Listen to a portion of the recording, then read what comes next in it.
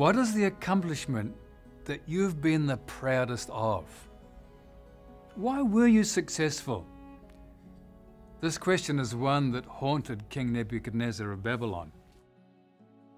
We've seen up to this point a number of stories illustrating the importance of putting God first.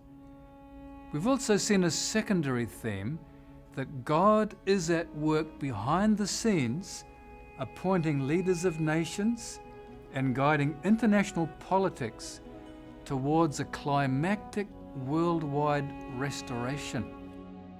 This is not going to happen by human brilliance, but by the direct intervention and creative power of God.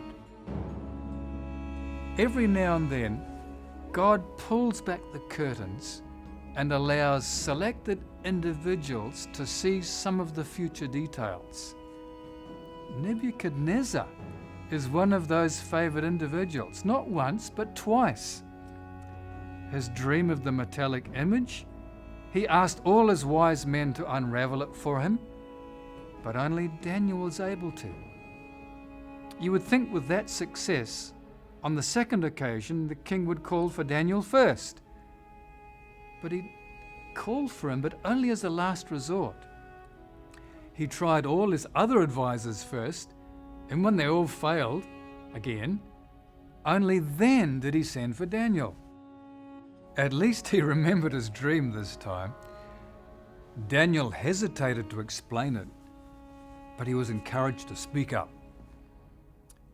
The dream spoke of a large tree that covered the earth, under which all manner of life found food and shelter, but it was cut down.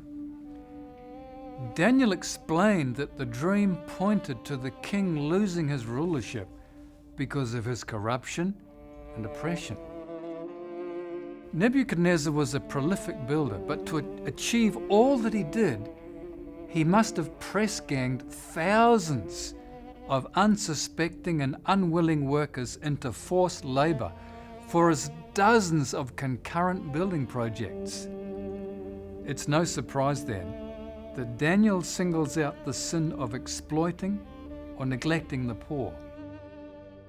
The warning of lost rulership must have sobered the king to begin with, but after a while he shrugged it off.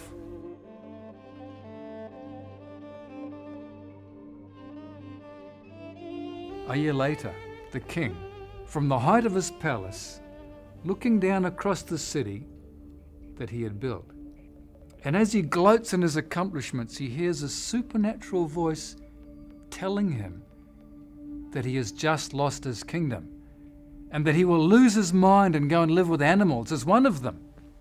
And sure enough, for the next 7 years he chewed grass and got around on all fours. But the dream said that when the tree was cut down, which was a metaphor for him losing his kingdom, it was to have a steel and bronze band around its stump to protect it. No one would kill him and take the throne, as it was believed that the demon causing the insanity would then inflict the murderer. So his kingdom was quite safe while he was absent from it. But get this, when he looked down with pride on his realm and gloated in self-exaltation, he became an animal. But when, as an animal, he looked up into the face of God, he regained his humanity. God specializes in doing that for people. He takes them out of the mud of their degraded life to set them on their feet and give them a new start. The king's reaction to his restoration is heartwarming, completely different to his earlier decrees where he enforced God's superiority. In chapter 1, when Daniel and his friends were found to be 10 times better than his own wise men, he didn't react. When in chapter 2 he heard Daniel explain the forgotten dream, he said religious words, but there was no personal commitment. Then in chapter 3, after the 3 boys come out of the furnace with not even the smell of smoke on them, he simply breathed out threats against anybody who would speak against their God. So the king previously had 3 chances to see who God really is, but he missed out each time. But God does not give up on impossible people, so he gave him another chance. Becoming like an animal was that only thing that could convince Nebuchadnezzar that God indeed does rule over all, and his dominion endures from generation to generation.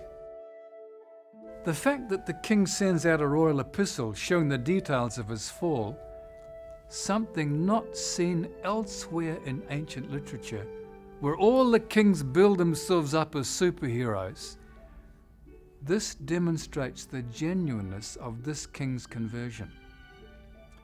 Despite his impossibly bloated pride, God gradually wins him to himself. And God has a way of humbling us when we get too inflated with our own accomplishments. After all, if it wasn't for him, how much could we really achieve anyway?